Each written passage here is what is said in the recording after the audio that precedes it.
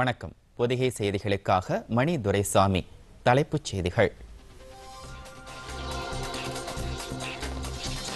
தீவிரவாதிகளுக்கு நிதியுதவி அளிப்பதாக கருதப்படும் காஷ்மீர் பிரிவினைவாத தலைவர்கள் மற்றும் ஜெய்ஷ்-இ முகமது தீவிரவாதிகளுக்கு சொந்தமான 11 இடங்களில் தேசிய புலனாய்வு அமைப்பு அதிரடி சோதனை. தாக்குதல் சதித்திட்டம் தொடர்பான ரகசிய ஆவணங்களும் பறிமுதல். நாட்டின் பாதுகாப்பு சூழல் குறித்து பிரதமர் நரேந்திர மோடியிடம் முப்படை தளபதிகள் விளக்கம்.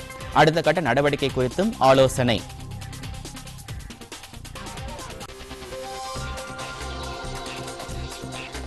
புல்வாமா தாக்குதலில் ஜெய்ஷ்-இ முகமது தீவிரவாதிகளுக்கு உள்ள தொடர்பு குறித்த ஆவணங்களை பாகிஸ்தானிடம் அதிகாரப்பூர்வமாக ஒப்படைத்தது இந்தியா.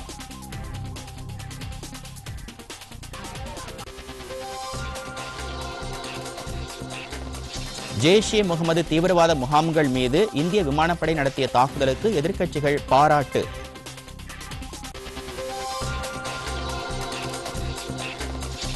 அஇஅதிமுகவின் இரட்டை இலை சின்னத்தை முதலமைச்சர் எடப்பாடி பழனிசாமி மற்றும் துணை முதலமைச்சர் ஓ பன்னீர்செல்வம் அணியினருக்கு ஒதுக்கியதை எதிர்த்து டிடிவி தினகரன் தொடர்ந்த வழக்கு தில்லி உயர்நீதிமன்றம் இன்று தீர்ப்பு. வடகொரிய அதிபர் கிம் ஜாங் உன்னுடன் அமெரிக்க அதிபர் டொனால்டு டிரம்ப் வியட்நாமில் சந்திப்பு. பதற்றத்தை தணிப்பது குறித்து ஆலோசனை. விரிவான செய்திகள்.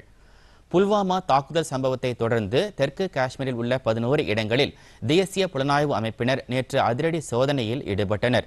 தீவிரவாதிகளுக்கு நிதியுதவி செய்வதை தடுக்கும் நோக்கில் ஜெய்ஷ்-இ முகமது இயக்க தீவிரவாதிகளான முசாதிர், அகமது கான் மற்றும் சஜத் பட் ஆகியோரின் வீடுகள் உட்பட புல்வாமா, அவந்திபோரா மற்றும் ட்ரால் உள்ளிட்ட இடங்களில் இந்த சோதனை நடத்தப்பட்டதாக அந்த அமைப்பின் செய்திக்குறிப்பில் தெரிவிக்கப்பட்டுள்ளது.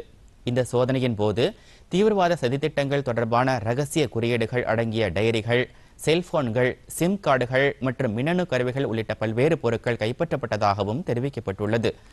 காஷ்மீரில் உள்ள பிரிவினைவாத இயக்க தலைவர்களின் வீடுகளிலும் இந்த சோதனை நடத்தப்பட்டுள்ளது. இந்திய ராணுவ நிலைகளை குறிவைத்து தாக்குதல் நடத்த பாகிஸ்தான் மேற்கொண்ட முயற்சி முறியடிக்கப்பட்டு விட்டதாகவும் அந்த நாட்டு போர் விமானத்தை சுட்டு வீழ்த்தி விட்டதாகவும் மத்திய அரசு தெரிவித்துள்ளது. புல்வாமா தாக்குதலுக்கு காரணமான பாகிஸ்தானின் ஜெய்ஷ்-இ முகமது தீவிரவாதிகள் பதுங்கியிருந்த பாலாகோட் பகுதியில் இந்திய விமானப்படை விமானங்கள் குண்டு வீசி தாக்குதல் நடத்தின. இதனையடுத்து எல்லையில் பதட்ட சூழ்நிலை உருவானது. நேற்று காலை அத்துமீறி காஷ்மீரில் இந்திய வான்பரப்புக்குள் நுழைந்த பாகிஸ்தான் போர் விமானங்களை இந்திய பாதுகாப்பு படையினர் விரட்டியடித்தனர். இதுகுறித்து செய்தியாளர்களிடம் பேசிய வெளியுறவுத்துறை செய்தி தொடர்பாளர் ரவீஷ்குமார், இந்திய ராணுவ நிலைகளை குறிவைத்து தாக்குதல் நடத்த பாகிஸ்தான் மேற்கொண்ட முயற்சியை வெற்றிகரமாக முடித்துவிட்டதாகவும் இதில் அந்த நாட்டு போர் விமானம் ஒன்று சுட்டு வீழ்த்தப்பட்டதாகவும் கூறினார். இந்த நடவடிக்கையின் போது துரதிருஷ்டவசமாக இந்தியாவுக்கு சொந்தமான MiG-21 ரக போர் விமானமும் விமானி ஒருவர் மாயமாகிவிட்டதாகவும் ரவீஷ்குமார் தெரிவித்தார். By a MiG-21 Bison of the Indian Air Force. The Pakistani aircraft was seen by ground forces falling from the sky on the Pakistan side. In this engagement, we have unfortunately lost one MiG-21. The pilot is missing in action. Pakistan has claimed that he is in their custody. We are ascertaining the facts. இதனிடையே இந்திய விமானப்படை விமானம் MiG-21 bison jet விமானத்தில் சென்ற wing commander Abhinandan பாகிஸ்தானில் இருப்பதாக அங்கிருந்து வரும் தகவல்கள் தெரிவிக்கின்றன. இதனிடையே பாகிஸ்தான் தூதரக அதிகாரி சையத் ஹைதர் ஷாவை அழைத்து வெளியுறவு அமைச்சகம் விளக்கம் கேட்டு தங்களது கண்டனத்தை தெரிவித்துள்ளது. பாகிஸ்தான் வசமுள்ள இந்திய விமானப்படை விமானியை பத்திரமாக திரும்ப ஒப்படைக்க வேண்டும் என்று கூறியுள்ள வெளியுறவு அமைச்சகம், பாகிஸ்தான் வசம் ஒரே ஒரு இந்திய விமானிதான் உள்ளதாக அந்நாட்டு அரசு தெரிவித்திருப்பதையும் சுட்டிக்காட்டியுள்ளது. ஜெனீவா ஒப்பந்தத்தை மீறும் வகையில் பாகிஸ்தான் செயல்பட்டிருப்பதாகவும் இந்திய விமானி காயமடைந்த சூழலை மோசமான முறையில் சித்தரித்து வீடியோ வெளியிட்டதையும் இந்தியா கண்டித்துள்ளது. இந்தியாவுக்கு எதிரான விஷம பிரச்சாரங்களை பாகிஸ்தான் நிறுத்திக் கொள்ள வேண்டும் என்று வலியுறுத்தியுள்ள இந்தியா அத்துமீறும் நோக்கத்துடன் பாகிஸ்தான் செயல்பட்டதையும் சுட்டிக்காட்டியுள்ளது. தேச நலன் கருதி எத்தகைய நடவடிக்கையும் எடுக்கும் உரிமை இந்தியாவுக்கு உள்ளது என்றும் வெளியுறவு அமைச்சகம் தெரிவித்துள்ளது. நாட்டின் தற்போதைய பாதுகாப்பு சூழல் குறித்து முப்படை உயரதிகாரிகளும் பிரதமர் நரேந்திர மோடியிடம் விளக்கம் அளித்துள்ளனர். ஆக்கிரமிப்பு காஷ்மீரில் உள்ள தீவிரவாத முகாம்கள் மீது இந்திய போர் விமானங்கள் தாக்குதல் நடத்திய பிறகு ராணுவம், கடற்படை மற்றும் விமானப்படை தளபதிகள் இரண்டாவது முறையாக நேற்று மாலை பிரதமரை அவரது இல்லத்தில் சந்தித்து எல்லைப் பகுதியில் நிலவும் தற்போதைய சூழல் குறித்து எடுத்துரைத்தனர். முன்னதாக பாதுகாப்பு படைகள் மற்றும் புலனாய்வு அமைப்புகளின் உயரதிகாரிகள் பிரதமர் அலுவலகத்திற்கு வந்து தேசிய பாதுகாப்பு ஆலோசகர் அஜித் தோவல் உள்ளிட்ட உயரதிகாரிகளுடனும் நாட்டின் பாதுகாப்பு நிலவரம் குறித்து ஆலோசனை நடத்தினர். அதனைத் தொடர்ந்து பிரதமரிடம் பாதுகாப்பு சூழல் குறித்து எடுத்துரைக்கப்பட்டதாகவும் தில்லி வட்டாரங்கள் தெரிவித்துள்ளன.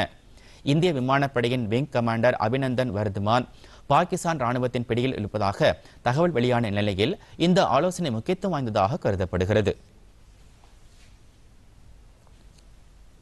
மத்திய ரிசர்வ் காவல்படை வீரர்கள் 40 பேர் உயிரிழப்புக்கு காரணமான புல்வாமா தாக்குதல் சம்பவத்தில் ஜெய்ஷ் இ முகமது இயக்க தீவிரவாதிகளுக்கு உள்ள தொடர்பு குறித்த ஆவணங்களை இந்தியா அதிகாரப்பூர்வமாக பாகிஸ்தானிடம் ஒப்படைத்துள்ளது. புதுதில்லியில் உள்ள பாகிஸ்தானுக்கான தூதர் வெளியுறவு அமைச்சகத்திற்கு வரவழைக்கப்பட்டு இந்த ஆவணங்கள் அவரிடம் வழங்கப்பட்டன. மேலும் ஐநா சபையால் தடை செய்யப்பட்ட ஜெய்ஷ் இ முகமது இயக்கத்தின் முகாம்கள் பாகிஸ்தானில் செயல்படுவதற்கான ஆதாரங்களும் அவரிடம் ஒப்படைக்கப்பட்டதாக வெளியுறவுத்துறை வட்டாரங்கள் தெரிவித்துள்ளன. மேலும் தீவிரவாத முகாம்கள் மீது இந்தியா மேற்கொண்ட நடவடிக்கைக்காக பாகிஸ்தான் விமானப்படை விமானங்கள் இந்திய ராணுவ நிலைகளை குறிவைத்து தாக்க முயற்சித்ததற்கும் பாகிஸ்தான் தூதரிடம் கண்டனம் தெரிவிக்கப்பட்டது.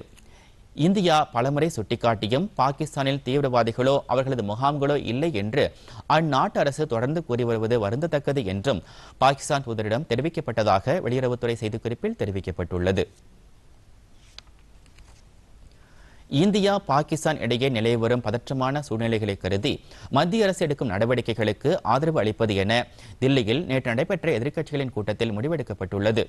காங்கிரஸ் தலைவர்கள் சோனியா காந்தி, ராகுல் காந்தி, மன்மோகன் சிங், மேற்கு வங்க முதலமைச்சர் மம்தா பானர்ஜி, ஆந்திர முதலமைச்சர் சந்திரபாபு நாயுடு, தேசியவாத காங்கிரஸ் தலைவர் சரத் பவார், திமுக நாடாளுமன்ற உறுப்பினர் திருச்சி சிவா உள்ளிட்ட 21 கட்சித் தலைவர்கள் இதில் கலந்து கொண்டனர்.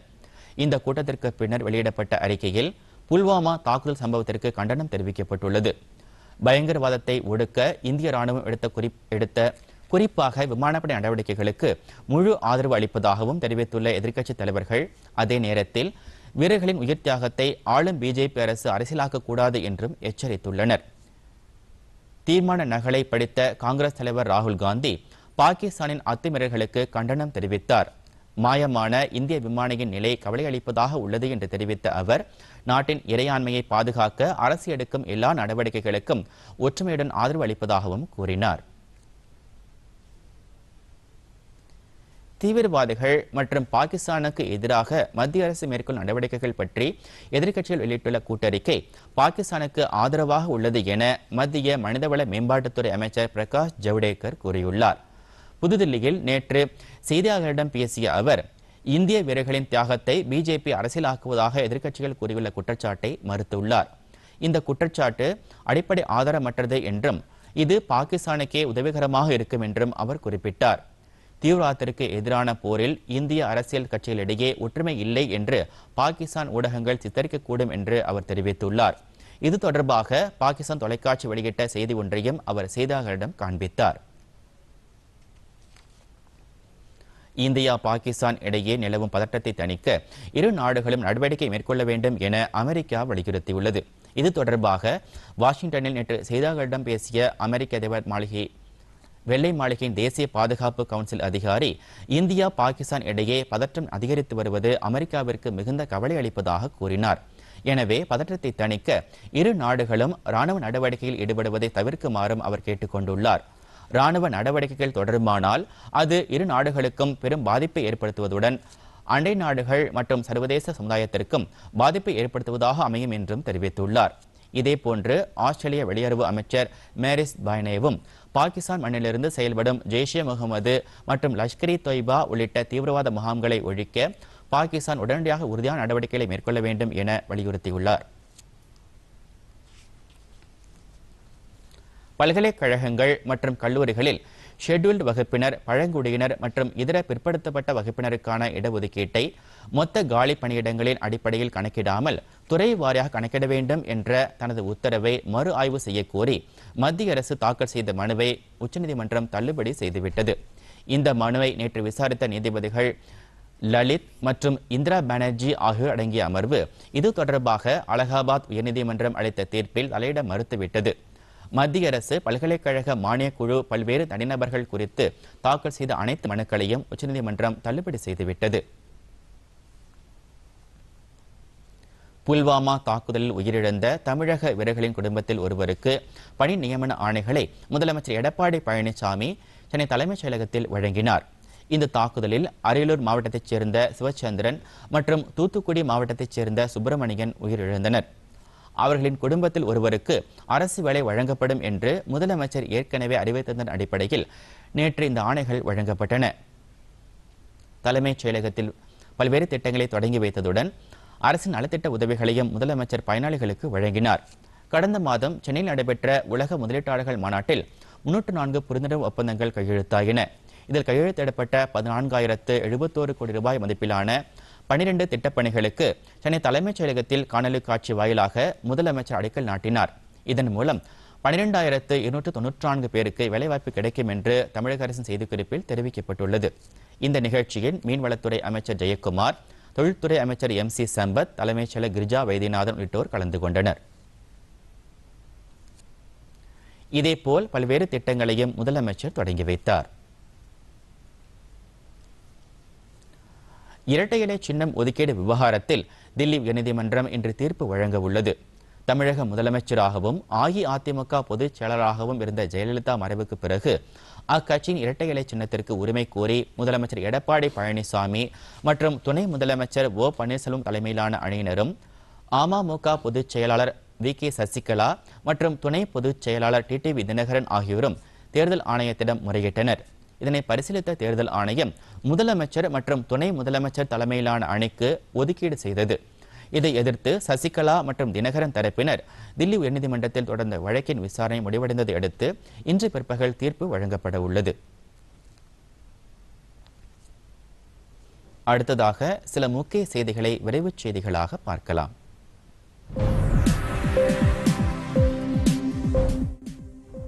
இந்தியா பாகிஸ்தான் எல்லையில் நிலவும் பதற்றம் காரணமாக டெல்லியிலிருந்து மார்ச் முதல் வாரம் வரை ஜம்மு காஷ்மீரில் உள்ள நகரங்களுக்கு செல்வதற்கான அதிகபட்ச விமான கட்டணம் 5,000 ரூபாயாக நிர்ணயிக்கப்பட்டுள்ளது என ஏர் இந்தியா அறிவித்துள்ளது. ராணுவம் மற்றும் துணை ராணுவ படையினர் பயண தேதியை மாற்றிக்கொள்வதற்கான கட்டணமும் ரத்து செய்யப்படுவதாக ஏர் இந்தியா தெரிவித்துள்ளது. காஷ்மீருக்கான விமான டிக்கெட் ரத்து மற்றும் மறுபதிவுக்கான கட்டணங்களை தனியார் விமான நிறுவனங்களும் தள்ளுபடி செய்துள்ளன. புல்வாமா தாக்குதலில் உயிரிழந்த வீரர்களுக்கு உதவுவதற்காக 1 கோடி ரூபாய் வழங்கப்படும் என பிரபல பின்னணி பாடகி லதா மங்கேஷ்கர் அறிவித்துள்ளார். இது தவிர மாஸ்டர் தீனாநாத் மங்கேஷ்கர் அறக்கட்டளை சார்பிலும் 5 லட்சம் ரூபாய் வழங்கப்படும் என அறிவிக்கப்பட்டுள்ளது. மக்களை காப்பதற்காக நாட்டின் எல்லையில் இன்னுயிர் நீத்த வீரர்களின் தியாகத்திற்கு தலை வணங்குவதாகவும் லதா மங்கேஷ்கர் சார்பில் வெளியிடப்பட்டுள்ள அறிக்கையில் குறிப்பிடப்பட்டுள்ளது. புதிதாக பிரிக்கப்பட்ட ஆந்திர பிரதேச மாநிலத்திற்கான விசாகப்பட்டினத்தை தலைமையிடமாக கொண்ட தனி ரயில்வே மண்டலம் அமைக்கப்படும் என ரயில்வே அமைச்சர் பியூஷ் கோயல் அறிவித்துள்ளார்.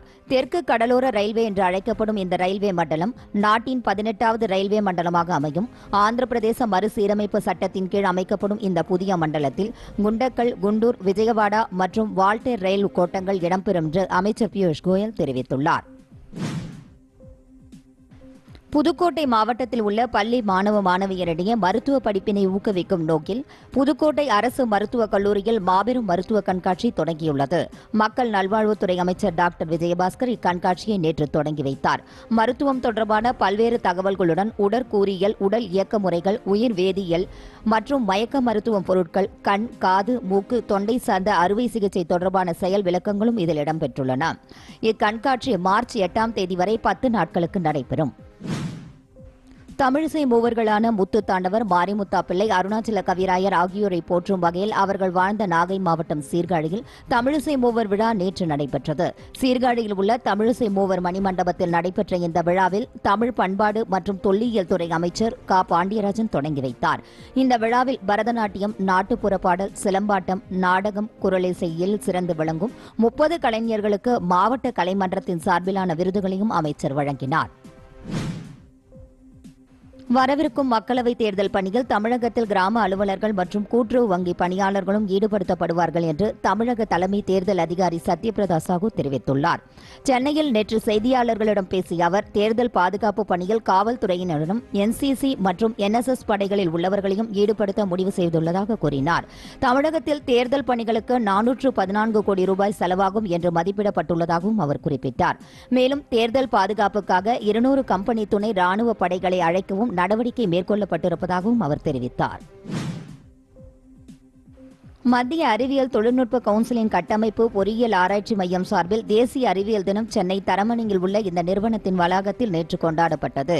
காராக்பூர் IIT பேராசிரியர் இந்திரானில் மன்னா சிறப்பு விருந்தினராக கலந்து கொண்டார். கட்டமைப்பு பொறியியல் ஆராய்ச்சி மையத்தின் இயக்குநர் சந்தோஷ் கபூரியா தலைமையில் நடைபெற்ற இந்த விழாவில் விஞ்ஞானிகள் K. பாலாஜி ராவ், J. ராஜா சங்கர் மற்றும் ஆராய்ச்சியாளர்கள் உள்ளிட்ட ஏராளமானோர் கலந்து கொண்டனர். வனப்பகுதிகளில் வசிக்கும் பழங்குடியின மக்களை வெளியேற்ற வேண்டும் என்ற உச்சநீதிமன்ற தீர்ப்பை செயல்படுத்துவதை நிறுத்தி வைக்க கோரி மத்திய அரசு தாக்கல் செய்துள்ள மனுவை உச்சநீதிமன்றம் விசாரணைக்கு ஏற்றுக்கொண்டுள்ளது. 21 மாநிலங்களில் உள்ள வனப்பகுதிகளில் வசித்து வரும் சுமார் 11,80,000 குடும்பத்தினர் வனநிலத்திற்கு உரிமை கோரியதை சம்பந்தப்பட்ட அதிகாரிகள் நிராகரித்ததை அடுத்து இவர்களை வனப்பகுதியை விட்டு வெளியேற்றுமாறு கடந்த 13ஆம் தேதி உச்சநீதிமன்றம் உத்தரவிட்டிருந்தது. இப்பிரச்சினையில் பழங்குடியின மக்கள் மற்றும் வனப்பகுதி விவசாயிகளின் நலனை முழுமையாக பாதுகாக்கும் வகையில் அவர்களது கோரிக்கையை முழுமையாக மறு ஆய்வு செய்ய இருப்பதால் இந்த தீர்ப்பை நிறுத்தி வைக்குமாறு மத்திய அரசு கோரியுள்ளது. வாகனத்தால் மோதிவிட்டு தப்பிச் செல்வோரால் பாதிக்கப்படுவோருக்கு உரிய இழப்பீடு கிடைக்க செய்வதை உறுதி செய்வதற்கான திட்டத்தை வகுக்குமாறு மத்திய அரசை உச்சநீதிமன்றம் அறிவுறுத்தியுள்ளது. இதுபோன்ற சாலை விபத்துகளில் உயிரிழப்போரின் வாரிசுகளுக்கு குறைந்தபட்சம் 2 லட்சம் ரூபாயும், காயமடைவோருக்கு 50,000 ரூபாயும் இழப்பீடாக கிடைக்க செய்யுமாறு உச்சநீதிமன்றத்தால் அமைக்கப்பட்ட முன்னாள் நீதிபதி KS ராதாகிருஷ்ணன் தலைமையிலான குழு பரிந்துரைத்துள்ளது குறிப்பிடத்தக்கது. அடுத்து வருவது உலகச் செய்திகள்.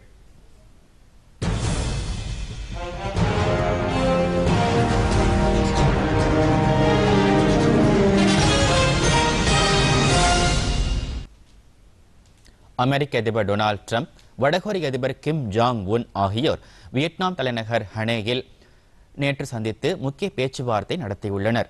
பேச்சுவார்த்தையின் தொடக்கத்தில் இரு தலைவர்களும் கைகுலுக்கிக் கொண்டனர். அப்போது பேசிய அமெரிக்க அதிபர் டிரம்ப், வடகொரியா அணு ஆயுதங்களை கைவிடுமானால் அந்நாட்டிற்கு சிறப்பான எதிர்காலம் உள்ளதாக கூறினார். பின்னர் நடைபெற்ற பேச்சுவார்த்தையின் போதும் அதிபர் டிரம்ப் தமது இந்த கருத்தை வலியுறுத்தியதுடன் அணு ஆயுதங்களை கைவிட்டால் வடகொரியாவின் பொருளாதார வளம் மேம்படும் என்று தெரிவித்ததாக தகவல்கள் கூறுகின்றன. இதற்கு பதிலளித்த வடகொரிய அதிபர் கிம் ஜாங் உன், அனைத்து மக்களும் வரவேற்கும் விதமாக நல்ல முடிவை எடுப்பதாக உறுதியளித்ததாக தெரிகிறது. சிங்கப்பூரில் கடந்த ஜூன் மாதம் நடைபெற்ற சந்திப்பை தொடர்ந்து 8 மாதங்களுக்கு பிறகு இரு தலைவர்களும் மீண்டும் சந்தித்து பேசியிருப்பதை உலக நாடுகள் வரவேற்றுள்ளன. எகிப்து நாட்டில் அதிவேகமாக வந்த ரயில் ஒன்று கெய்ரோ ரயில் நிலையத்தில் உள்ள தடுப்பு மீது மோதி விபத்துக்குள்ளானதில் 25 பேர் உயிரிழந்தனர். இந்த விபத்தில் 47 பேர் காயமடைந்ததாகவும் அந்நாட்டு ரயில்வே அதிகாரிகள் தெரிவித்துள்ளனர். இந்த விபத்தில் காயமடைந்த பலரது நிலைமை கவலைக்கிடமாக இருப்பதால் பலி எண்ணிக்கை அதிகரிக்கக்கூடும் என மருத்துவமனை வட்டாரங்கள் தெரிவித்துள்ளன. இனி வருவது விளையாட்டுச் செய்திகள்.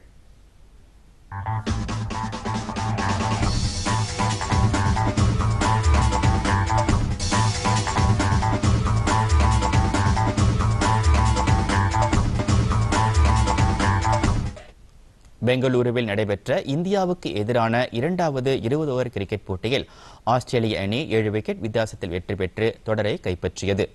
இந்த போட்டியில் டாஸ் வென்று முதலில் களமிறங்கிய இந்திய அணி 20 ஓவர்களின் முடிவில் 4 விக்கெட்டை இழந்து 190 ரன் எடுத்தது.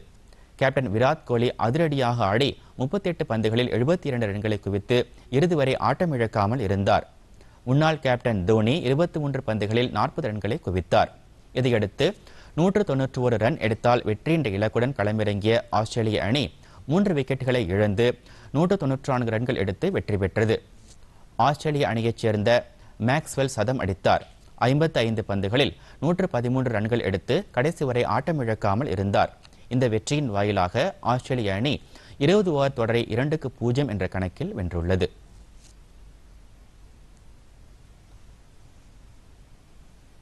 இனி வருவது வானிலை.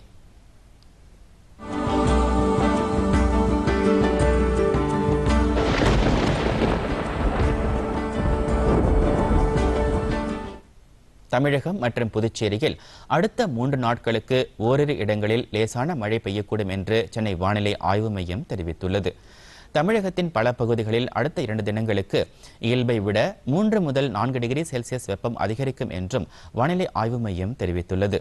சென்னையை பொறுத்தவரை வானம் மேகமூட்டத்துடன் காணப்படும் என்றும் நகரில் அதிகபட்ச வெப்பநிலை 33 டிகிரி செல்சியஸாகவும் குறைந்தபட்ச வெப்பநிலை 25 டிகிரி செல்சியஸாகவும் இருக்கும் என்றும் அந்த மையம் மேலும் தெரிவித்துள்ளது.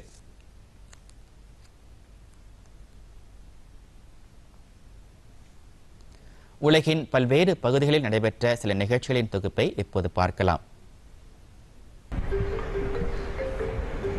பெல்ஜியம் நாட்டில் பேரி டைசா மிருகக்காட்சி சாலையில் உள்ள 23 வயதாகும் ஆசிய யானை எய் சான் மே முதலாவது குட்டியை ஈன்றுள்ளது. இந்த பெண் யானைக்குட்டிக்கு இன்னும் பெயரிடப்படவில்லை என்று தெரிவித்துள்ள மிருகக்காட்சி சாலை அதிகாரிகள், இந்த யானைக்குட்டிக்கான பெயரை பொதுமக்களே தெரிவிக்குமாறு கேட்டுக்கொண்டுள்ளது. சமூக ஊடகங்களில் பொதுமக்கள் தெரிவிக்கும் பெயர் வாக்கெடுப்பு அடிப்படையில் தீர்மானிக்கப்படும் என்றும் தெரிவிக்கப்பட்டுள்ளது.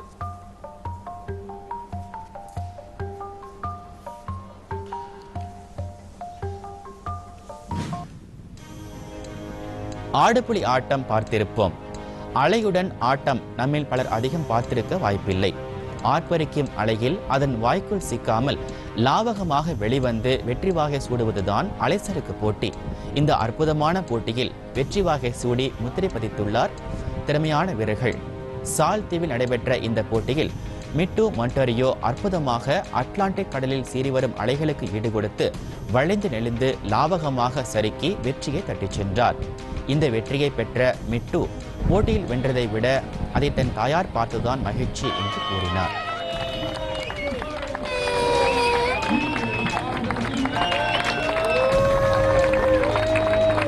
தரைமேல் பிறக்க வைத்தான், எங்களை தண்ணீர் பிழைக்க வைத்தான் என்ற பாடல் வரி இவருக்கு பொருந்துமா என யோசித்து பாருங்கள். தொடர்வது பத்திரிகை செய்திகள்.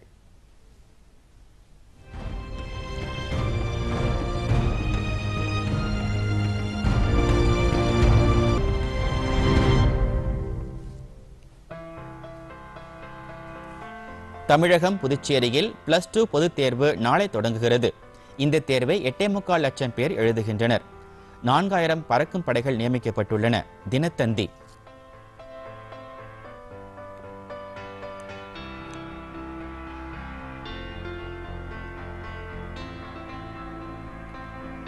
அரசு மற்றும் அரசு உதவி பெறும் பள்ளிகளின் ஆசிரியர்கள் மாணவர்களின் வருகையை பயோமெட்ரிக் முறையில் பதிவு செய்யும் திட்டத்திற்கு தடை விதிக்க கோரி உயர்நீதிமன்றத்தில் வழக்கு தொடர்ந்தவருக்கு 10,000 ரூபாய் அபராதம் விதித்து உயர்நீதிமன்றம் உத்தரவு. தினமணி.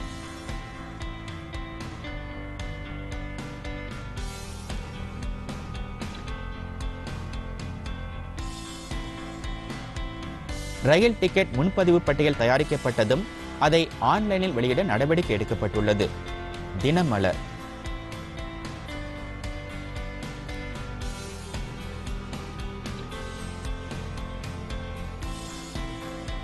பசுமை பட்டாசு வேதிப்பொருள் கண்டுபிடிப்பு. சிவகாசி பட்டாசு தொழிற்சாலைகள் இன்று முதல் முழுமையாக திறப்பு. 107 நாள் போராட்டம் முடிவுக்கு வந்தது. தினகரன்.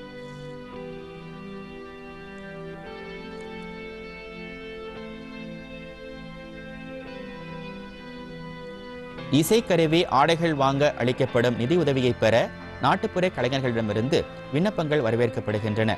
தீக்கதிர்.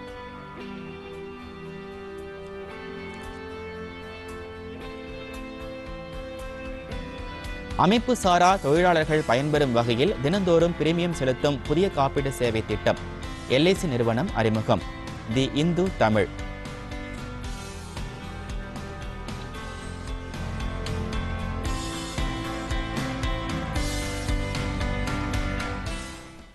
மீண்டும் தலைப்புச் செய்திகள்.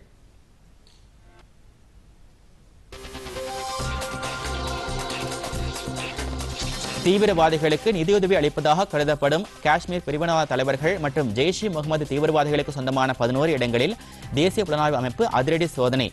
சதித்திட்டம் தொடர்பான ரகசிய ஆவணங்கள் பறிமுதல். நாட்டின் பாதுகாப்பு சூழல் குறித்து பிரதமர் நரேந்திர மோடியிடம் முப்படை தளபதிகள் விளக்கம். அடுத்த கட்ட நடவடிக்கை குறித்தும் ஆலோசனை.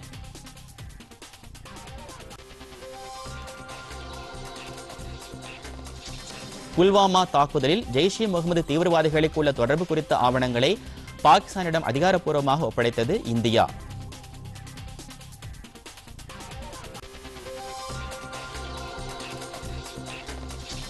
ஜெய்ஷ் இ முகமது தீவிரவாத முகாம்கள் மீது இந்திய விமானப்படை நடத்திய தாக்குதலுக்கு எதிர்க்கட்சிகள் பாராட்டு.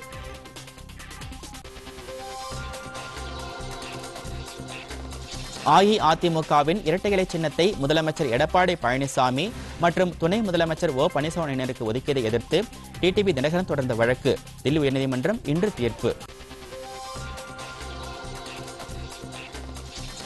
வடகொரிய அதிபர் கிம் ஜாங் உன்னுடன் அமெரிக்க அதிபர் டொனால்டு டிரம்ப் வியட்நாமில் சந்திப்பு, பதட்டத்தை தணிப்பது குறித்து ஆலோசனை.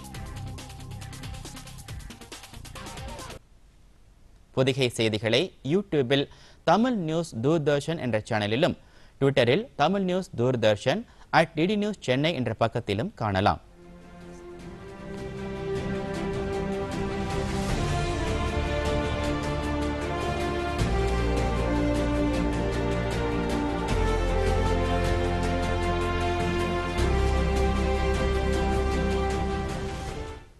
இத்துடன் செய்திகள் நிறைவடைகின்றன. மீண்டும் செய்திகள் நண்பகல் 12 மணிக்கு. வணக்கம்.